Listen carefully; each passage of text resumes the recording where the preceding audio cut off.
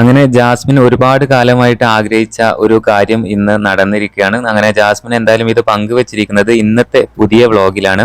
എന്തായാലും ജബ്രികൾക്കിടയിലേക്ക് ഇപ്പോൾ ഒരു പുതിയ അതിഥി എത്തിയിരിക്കുകയാണ്. എന്തായാലും അതുകൊണ്ട് തന്നെ ജാസ്മിൻ ഇപ്പോൾ വളരെ ഹാപ്പി ആയിട്ടാണ് ഇരിക്കുന്നത്. ഇന്ന് പങ്കുവെച്ച പുതിയ വീഡിയോയിലാണ് ജാസ്മിൻ ആ അതിഥിയെ കുറിച്ച് പരിചയപ്പെടുത്തുന്നത്.